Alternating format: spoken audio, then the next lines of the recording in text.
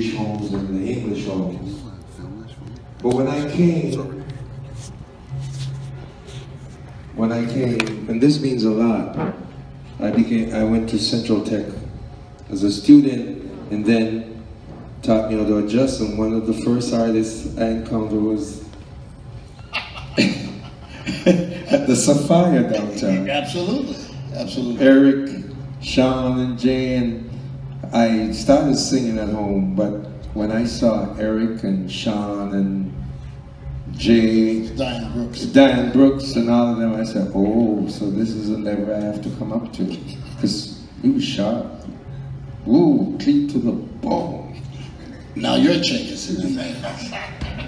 And so that was my barrier for standard. So I had to totally, and then going into Yorkville, the village, and it was just amazing for me. God bless you, man. Yeah, man. Bless you right back. Absolutely. You know, it's funny you're talking about this, the spontaneity. That's really the only place where you can learn. You know, anybody can rehearse anything and get it down perfectly and walk out on stage and do it. But to go into a joint and you never played with any of these people before, and they never played with any of you, you walk onto the stage and somebody say, 3, 4, and let's do it, and make it real. You know what I'm saying? Make it really real. That's where you learn, and that's how you grow. You learn, you know, I remember these same guys that you called the band. I used to go, I look forward to, I worked all the joints on Young Street. You know, I'm a kid at this time, 18, 19 years old, but they were playing at the Hawks Nest. They were Ronnie Hawkinson's band. And so on Saturday afternoon, there was a jam session. I loved to go play with them. They could play. They didn't know what I was going to do, but I knew whatever I did, they were going to be right there with me. And they were there for so long, as all of us were. And then, you know, as history tells it, here comes Bob Dylan, and he said, you guys looking for a gig now. He just took them. He just took them from Ronnie Hawkins. He took them all one night. He played at Massey Hall. He walked over to that club and took them all. Then the rest is history. They were the Hawks then. They became the band. But I learned a lot from them and others with that spontaneous thing, jam sessions. I don't know, do they do that anymore, Eddie? Is there a lot of that? Yeah, there's still a lot of jam sessions. Usually Monday nights is the slowest night in the club, so what they do is they get all the musicians to come in and hang out on a Monday night, and right. We have, you have jam sessions, everybody sit in. So that's kind of the way it's morphed itself over the years. And what role did your Caribbean roots, all of you, play in the music that you do, or the music that you eventually did? And what role does that still play? Because I hear it manifesting itself with everybody. It'll teach you to listen. Teach you to listen. Teach you how to hear. It's not teach you how to hear. You know, the thing that is manifesting in let us say calypso or ska or soca, that's what singers do. That's who Mighty Sparrow is. He tells a story that he's never told before. He can do that now. He can make it up as they're playing, and that's what it teaches you, how to listen and how to enter into what is going on. That's what you want to do. You want to be able to step in to it with everybody else. And anyway, that's the only way musicians like to play with singers. Because you're usually in the way. Musicians want to play. They don't want to hear you singing. They play these little things in between when you're singing. They don't even want you to sing. I wasn't looking for no singers. That's what the jam session was about, was getting to play without the singer. Exactly. And so if the singer want to be a part of that, you got to bring something else. You're not talking about folks behind you playing. You got to learn to play with them. You know, you become an instrument. Anyway, my experience. Just saying. Now, Jay, did you get everything you wanted in Toronto? You were doing the Yorkville circuit. You were seeing people like Eric, or did you have to leave town and then come back? Gotta talk about that again. Thank you, sir. So, when I was the lead singer with the Cougars, so happened that one night I walked into Eric, and he says, "You guys are sounding good. You gotta get out of Toronto, come on. Leave." At that time, you certainly had to. There was... And I'm going, what's wrong with him? I got a lot of girls, jobs. But then, I can pay my rent. yeah, you know, but it stayed with me till this day. Because it took me a while to find out what he was telling me. You know, and I spoke, last night I mentioned Eric's name because you're in this, in other words, what Eric was saying, we need to expand our comfort zone, you know, and it took us a while. So we decided then there was nothing happening in Toronto because Toronto was very conservative, the liquor laws, you remember. Oh man, trust me, very strict, the church played. Well, Toronto was the only town that had strippers that didn't strip. So we decided we wanted to get out of here, so we decided to go up through North Bay, Barrie, did the circuit, cross over into Quebec, you know, Val-d'Or, Rwanda, and all them places. So we got a call from Montreal, the Esquire Show bar. Oh yes, yes. Mr. Silver, this is the owner, he says, we hear you guys are pretty good, you need to come to Montreal. So when? Come now, we want you to open for Fats Domino. But anyway, we went to Montreal, and that's another. One day we ran into Eric and said, oh, you decided to leave Toronto now. And that meant a lot. Did it open you up? I mean, did it open up your mindset, what you could do? You came back a better band? Everything was happening in Montreal, man. How long did you stay in Montreal? I don't know if we were back and forth, but we stayed there for about 3-4 years. You know, because that's when I got to meet Sissy Houston with the Sweet Inspiration. I opened for her, and a lot of artists, Joe Tex, Damon, all these cats, man. And so when we came back to Toronto, man, we were like kings, man, because we were singing and playing. That ain't in Toronto yet. But it's one of the best advice you gave us, man. Till this day, I used it. If I must say, sometimes I'm home here, things are a little bit quiet. And I'm telling you the truth. I just drive down to London or Hamilton, and as soon as I get there, check my messages, 2-3 gigs. You gotta move, avoid stagnation. That's right, that's right. Stagnation is very, and it's not just with the music. You must avoid being stagnant. Exactly. You know, ideas, thoughts, your environment, and God bless you, man. It matters. Thank you. Thanks. It matters. You know, what you're saying, somebody told it to me, I told it to you.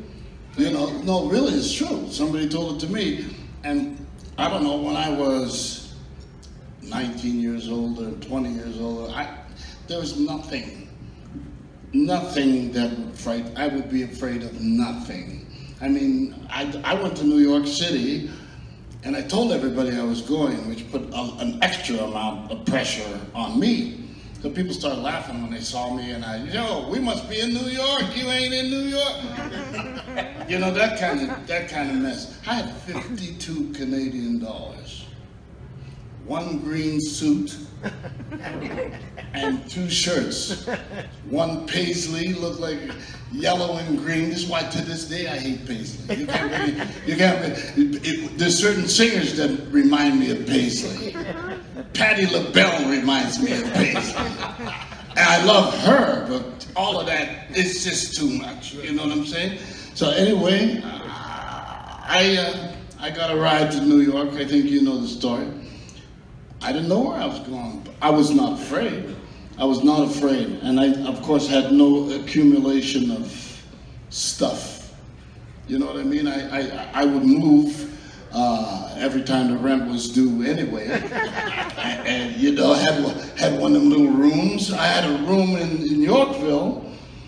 You may even recall, I was paying $35 a week and couldn't pay it. That's what got me ready to go.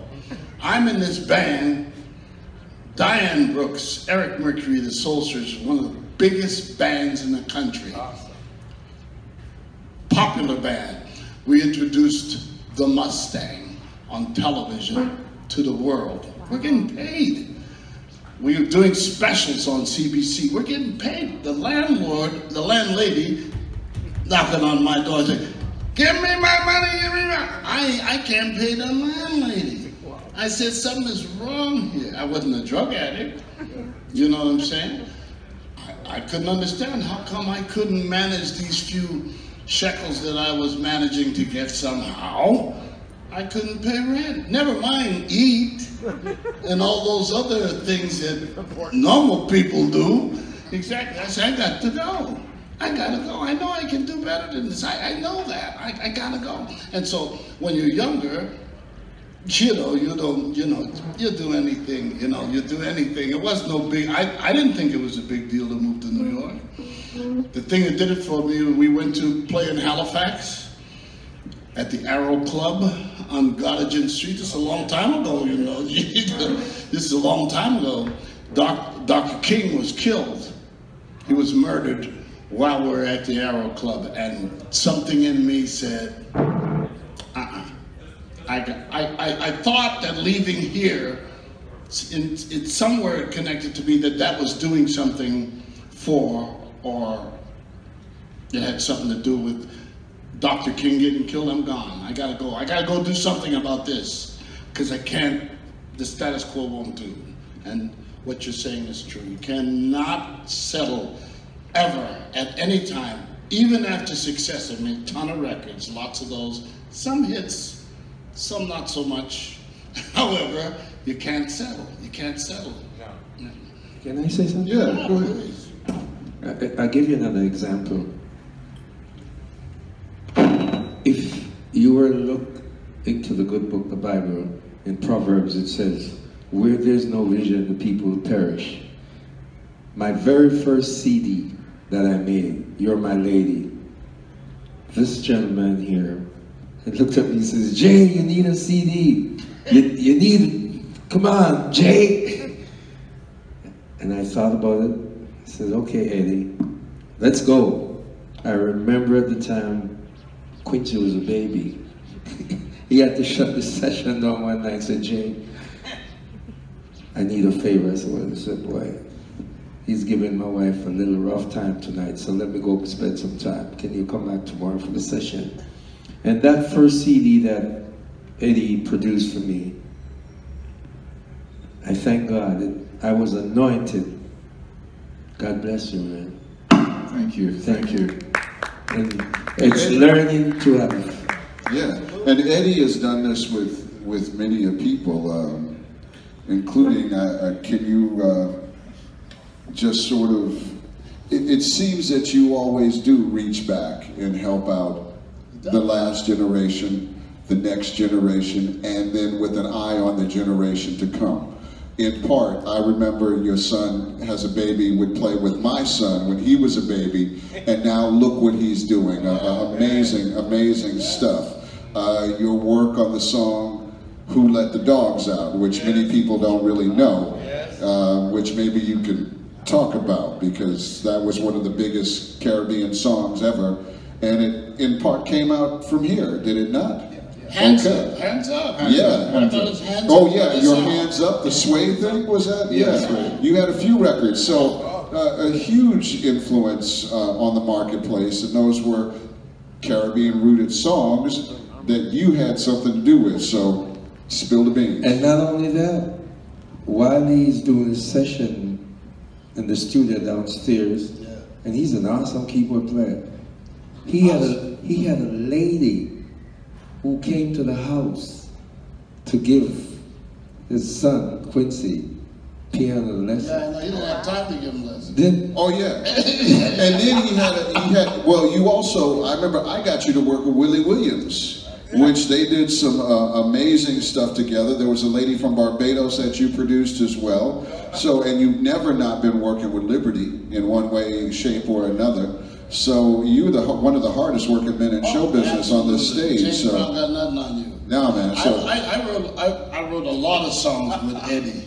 and produced a lot of records with Eddie. And you know the group that you talked about, Age of Reason, I met Eddie and Age of Reason at the church. We were doing the Artists Against Apartheid. We were doing that thing, and I never met him before. He said, "Hey, Mr. Merck." He still call me that to this day. "Hey, Mr. Merck, I want you to hear something tonight." I said, "Okay."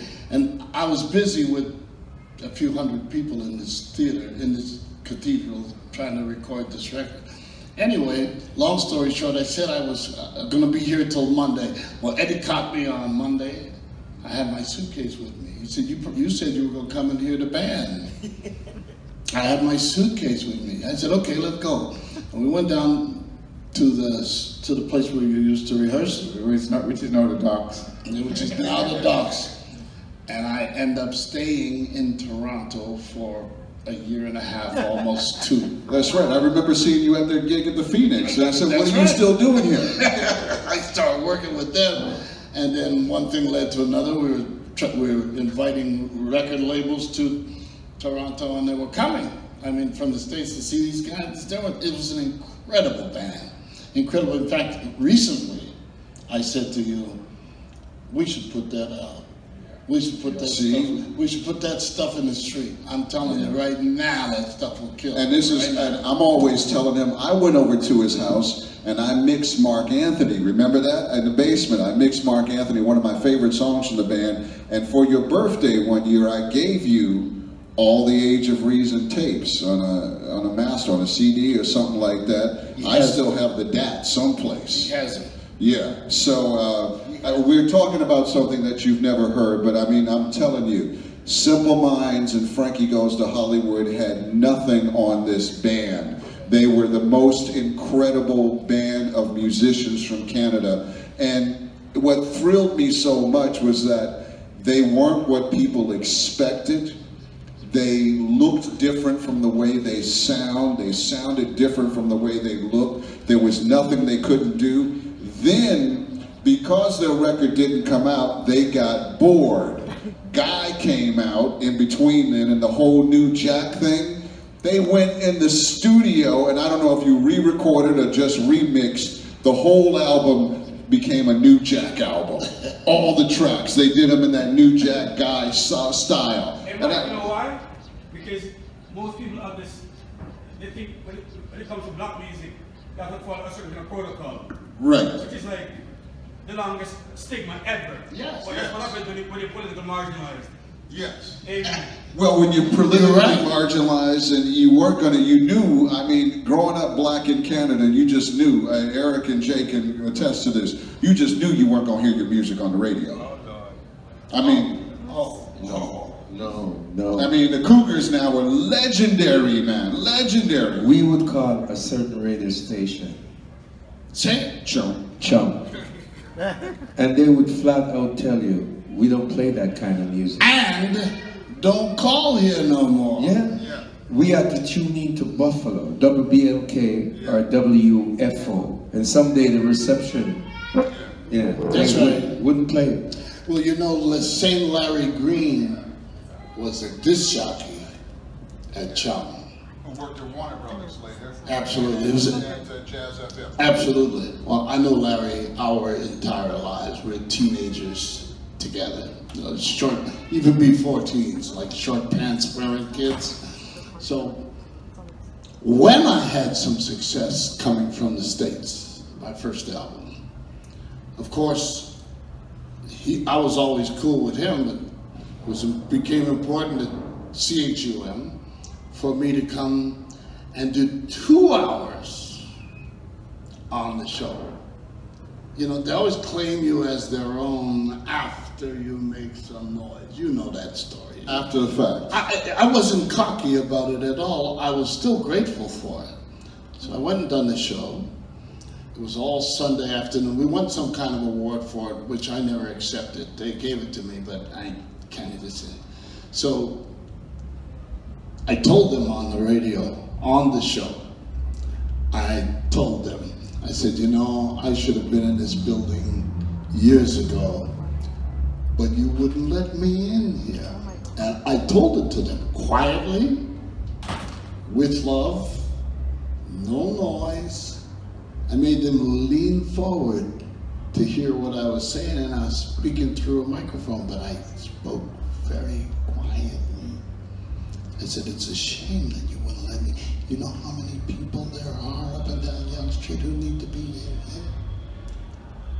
And of course, I've been invited many times to Chum and the rest of it, but all of this is politics and has nothing to do with business, has nothing to do also with culture.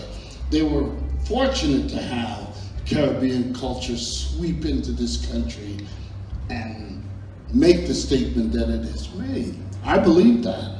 I honestly do. It put Canada on the map in many ways, not just musically, but many ways. But I'm going to try not to get started with that. I'm sorry. Well, it did. So, Eddie, you got some stories.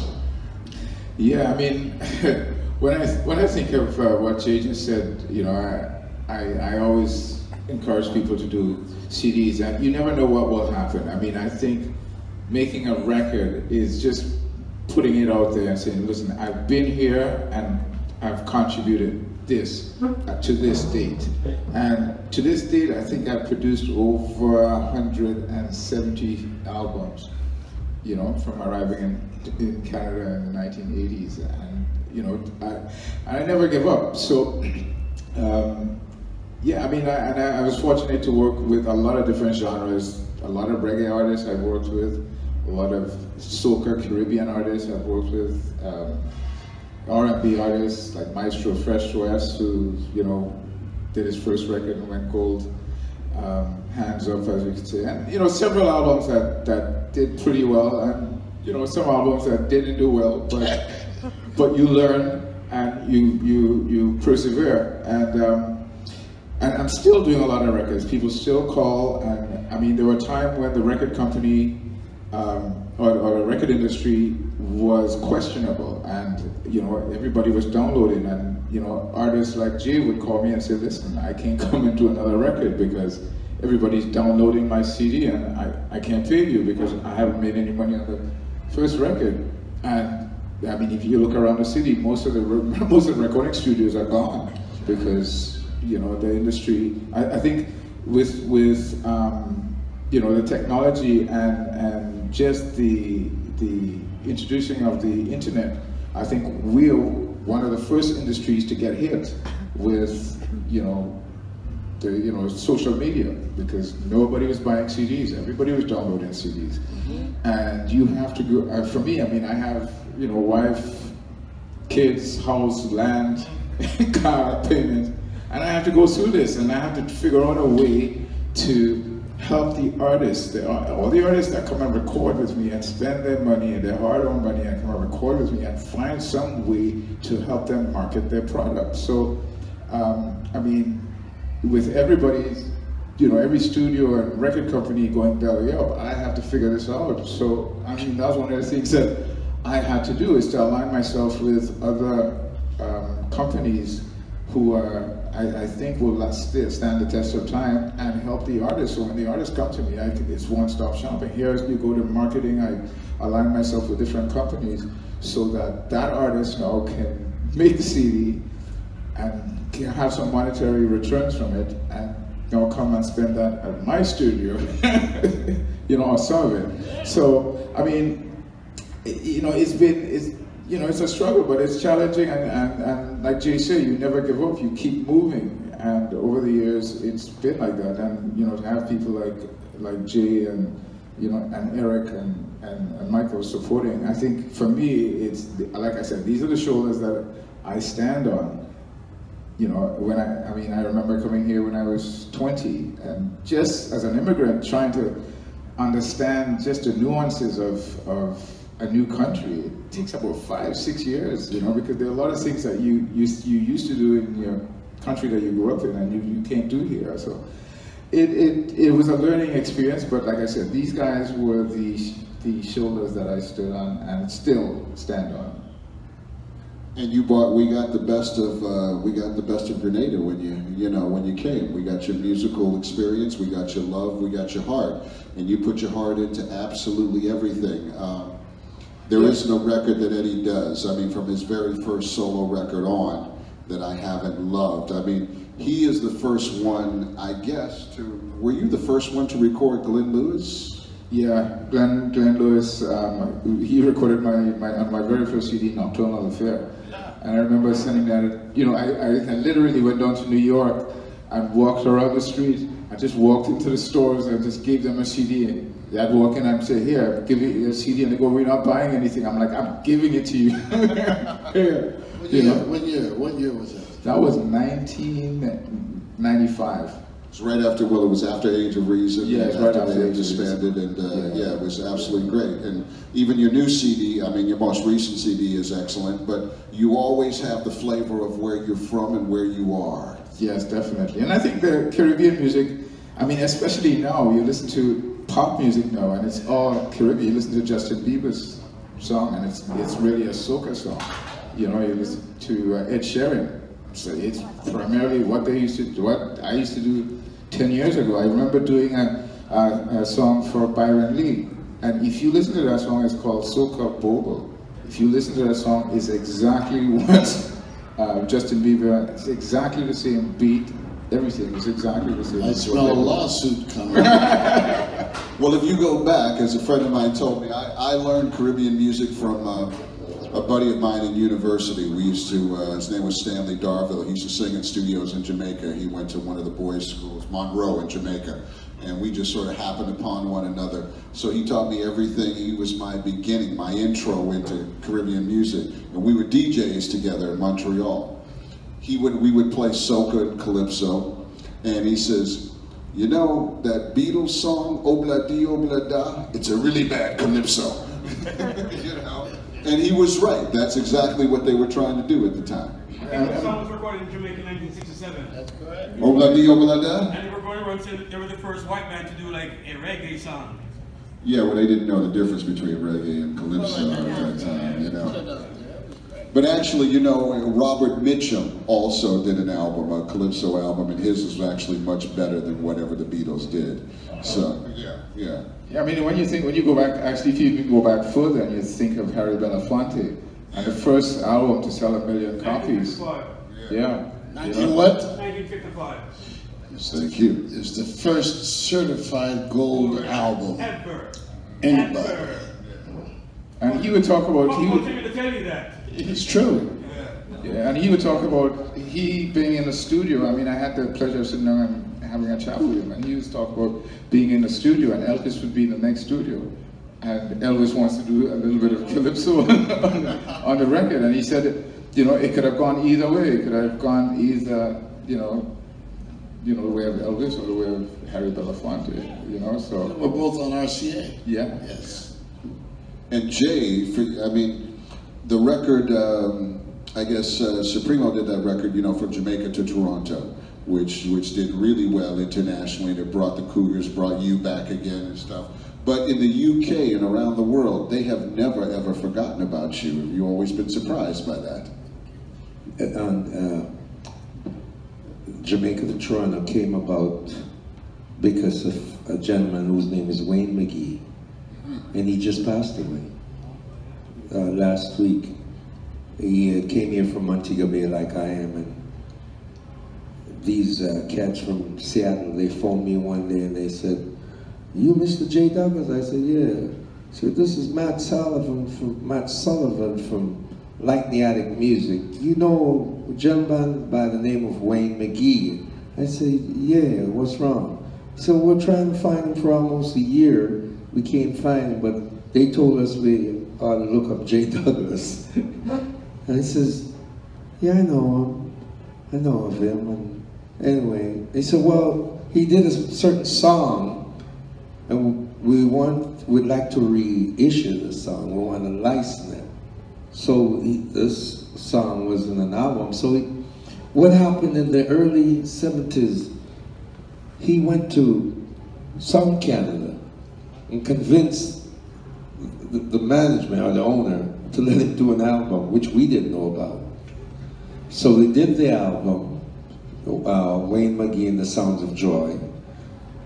They had a fire over there, but some of the albums came out, end up in the West Coast. And on this album, there's a track called Dirty Funk, an instrumental, Pablo Paul playing. So the hip-hop kids heard the beat and they want to jump on it.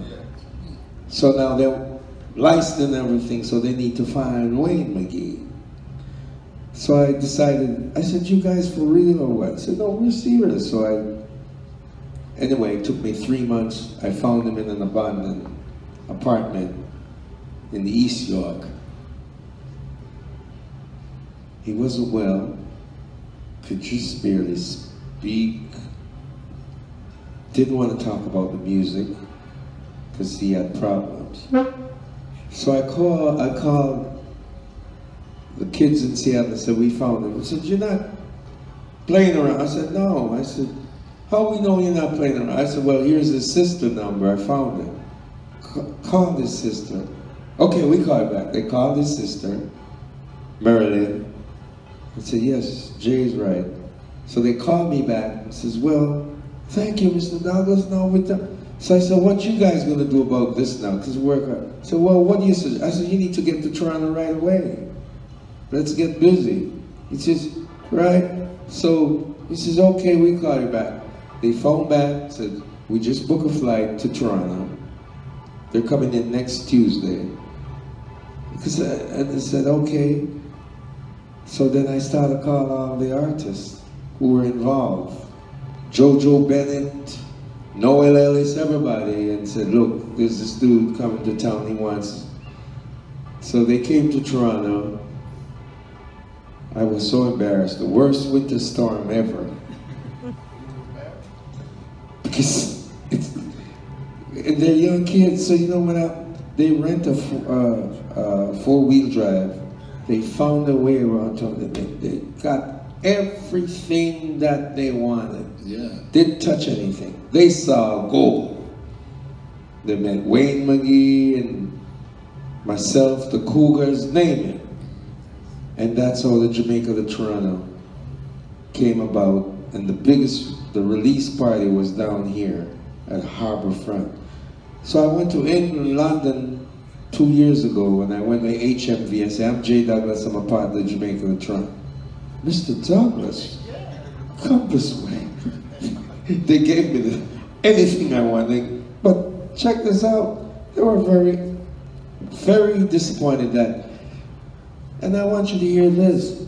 He says, listen, this project, we should have done the release at Wembley Stadium, not in Toronto. Really? When they are telling me they could have done a better job with the release party than what we did. And they were very disappointed that they didn't get it. That's how they feel about Canadian.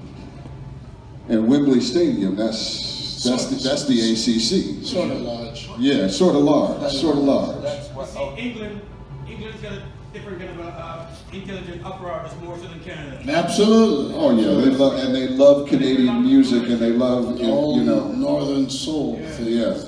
Canada's only a breeding ground. What's the Jamaica to Toronto? Was Jackie Matu was on the track on that? Oh yeah, Jackie Matu, all them cats, man. You know, the Cougars, and not only that, one of the songs that the Cougars did was the Temptations. I Wish It Would Rain. Yes. Duet with Jackie Richards. There was an article out from San Francisco that they didn't know that Northern Soul was that bad when they heard the track. Even the New York Times, and they all wrote about this Jamaica to Toronto, man. Unbelievable. you know, and it did a lot for a lot of artists. So Wayne McGee just passed away. That's a shame, but you know, at least he got a little bit of his due before he left us.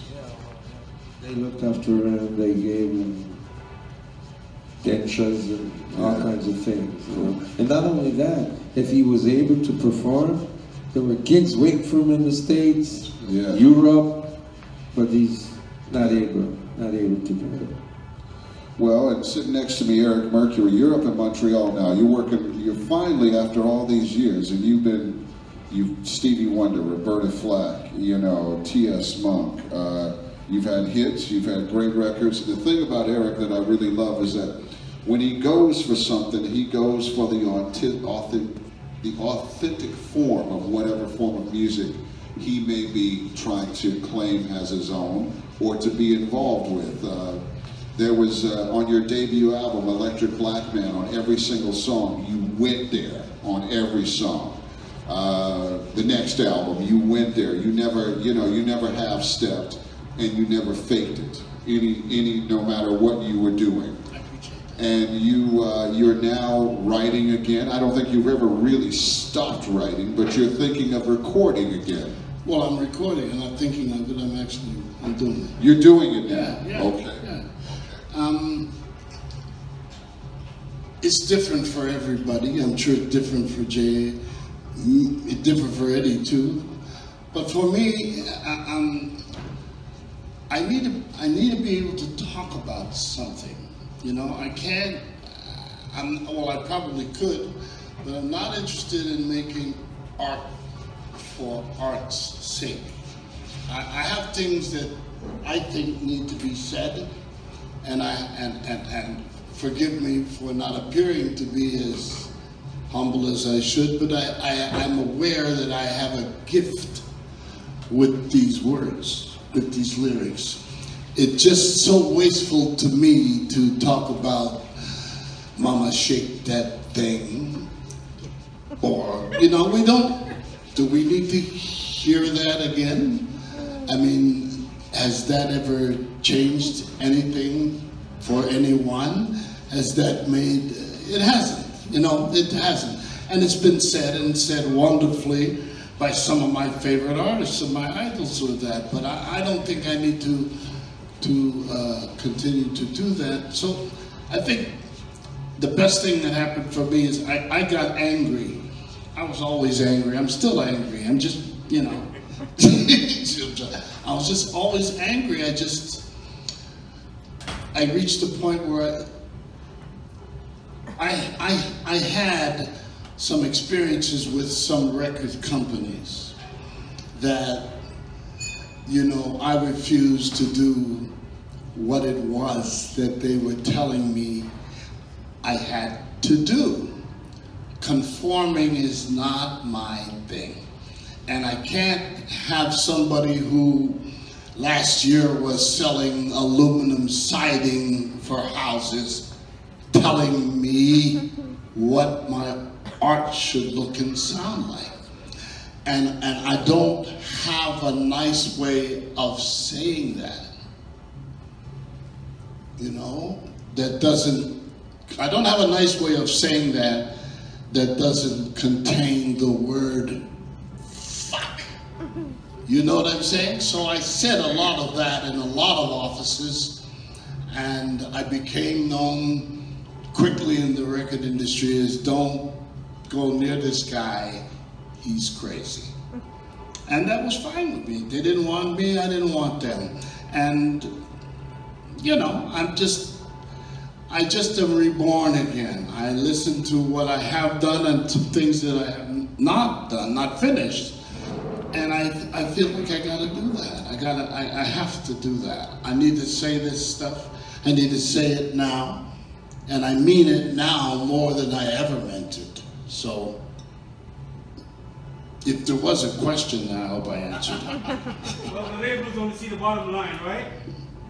That's exactly right. Well, it's a business. That's exactly right. They could be selling anything. Tires, chairs, they don't really care. But that's a different, I'm glad you said something. That's a different business. I'm an artist. Jay is an artist, and so is Eddie. Michael is an artist. I am not. We are not. And I'll say this. I think I speak for all of us. I don't need to be coached, like I say, by someone who don't know what I know about this. I can't accept that. So, yeah, I know you're an A&R man, and I'm happy for you. God bless you. But you can't begin to tell me about what I've been forging for 55 years. You can't tell me that. And you can't tell me that, you know, I had an A&R man ask me, where's the disco record in my record? Exactly. So you know, not only was I ushered out of his office, there were several people that escorted me out of his office because all I did, I left. So I just stayed away from those people. Look what they did to the record industry. Look what it became. I was trying to tell them, you will never last, and I wasn't lying. So now that they're gone, I feel I can come back. I got room. Even artists like I've been talking recently to Eddie Grant. He's got a wonderful new record called Plaisance.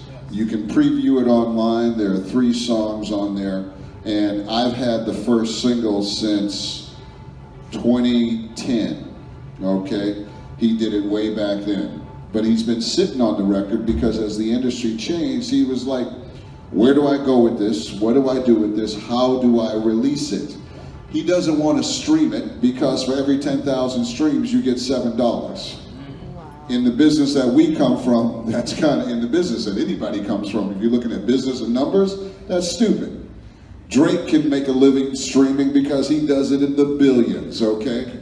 So also we're in an industry where anytime you release a record, you can find that record, I can find that record for you in less than 5 minutes for free. So a lot of people are going back to vinyl. That seems to be part of the cure, is going back to some of the older formats, because first you gotta have the tools to convert that, to put it online. You can get those tools pretty easily, but people aren't really thinking that way. And people are wondering, how do the older artists are trying to figure out, how do I release my music without playing live? Normally you just do it when you do play live. CDs have become an old format. A buddy of mine is releasing cassettes now all over again. So it's where do we go from here, and how do we get the music to the audience and make a living off of that music as well? Traditionally, Caribbean music has been a seasonal thing, right? You got soca season, you got calypso season, you got all of that. You got our season happening now. So there's a big influx of the music. But as Bunny Wailer told me, he says you have one song, one rhythm, and then you have 100 people going off that rhythm. The originator of that rhythm does not get paid. It's not art. That's not art. That's not creative. That's printing. You know, that is not writing. That's printing, right? And I don't want to be involved in that. I can make a better living away from that. I ain't gonna do that. You know, I can go to the bank any day and get some money. So what's just in closing here, Eddie, what do you think the future of the influence of Caribbean music is, and Caribbean music here in Canada that will reach the world? Well, I think Caribbean music is always evolving, and I think it has always influenced, you know, the trajectory of the music industry. I mean, even from, you know, the jazz, you know, from, you know, the slaves going to New Orleans and influencing that. I think it really does, and you can see that from, you know, for example, Dancing with the Stars. You know, you see them doing the cha-cha-cha, and, you know, and that's all from Cuba. You know, so black music period influenced whole world. Yeah, I think so, especially in Oh, we know that now. The world dances to us. Yeah, especially in the 20th century. I think when you look at music that transcends borders, I think dance is one of, like that those little strips of the islands, I think has come up with so many different cultures. You know what I mean? So many different forms of music. I think it's for me. I think it'll be there, and it will eventually, take over and shape the trajectory of the industry. Jay? Well, the influences was always there. For example, let's visit Cuba for a second. When Fidel Castro went to Cuba with his revolution, he had a plan. He knew he was going to educate his people. A lot of people may not agree, because who give us the right to want to rule another man? But at least he had a plan. He took the casinas and turned them into schools. He knew each child would be tested. This one will go to med school, this one the arts, whatever. Why I'm saying this, in Cuba, if you play drums, you sing, doesn't matter. He made it mandatory that you had to take piano. Correct. To improve your theory. If you take the average Cuban musician today, put them anywhere in the world with any other musician, they're right there. And that goes a long way. So that Caribbean influence, I just use Cuba as an example. The influence of the islands, they're always ready for the world. They improvise when they have to. And it goes a long way. But I'm happy to say, Canada now, the reggae that I sang, that I record most of the time, is called Lovers Rock. Would you believe Canada is one of the top Lovers Rock producers in the world today? I believe it. Canada. They're on top of the world with their mastering, their packaging. So we have a lot to be thankful for. And this is all coming from the Caribbean. On a happy note. Yeah. Eric? I think that these two gentlemen are absolutely right. I don't want to kick a dead horse. It's always been, and you mentioning Cuba, of course I spent a lot of time there. That'll get you going. Yes, a lot of time. They made lots of music there. All of the dances of the 50s and 60s are Cuban. Yeah. It's the mambo and the cha-cha, the yambu, samba is from Brazil. It's from Brazil. But it's funny because the Brasileiros and the Cubanos laugh at all the other music, all the other Latin music. They laugh at it. Because theirs is so serious. And La Pachanga being another one. And all of these dances that were very, very, very, very popular. Yeah, cha-cha was that's all Cuban stuff. The Caribbean is about rhythm. It's Africa. That's where it is. It's about the drum. The drum, the first instrument, the original instrument, the drum. Original. There's no, if you don't, it makes you tap your feet. It makes you tap your feet. It's why. Uh-huh. All right. So these guys are correct. I know that they're correct. I listen to them all the time. No matter what they're saying, I'm all right. Well, I'm glad that we had you here with us all, gentlemen. This has been, I hope this has been enlightening and pleasant for you all. Has it been okay? Thank you. Thank you. If you would want to, rather than take questions, because we're such an intimate audience, you can just come up and speak to any of us if you wish. I'd like to thank Harborfront and everybody involved here for doing this. I wish you all a very safe and wonderful carnival season here in Toronto. Make your presence known, enjoy yourself. but musically it will always be there. We appreciate Canada accepting us and accepting the music, and whether it's on radio or not, it's in the street and it's available to you. Purchase it, buy it, share it, and enjoy it. Ladies and gentlemen, Eddie Bullen, Jay Douglas, Eric Mercury. My name is Michael Williams. Thank you very much for coming out.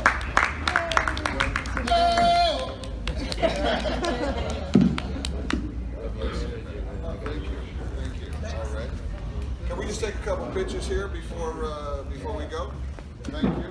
Gentlemen, a quick shot, just a quick photo here. Okay.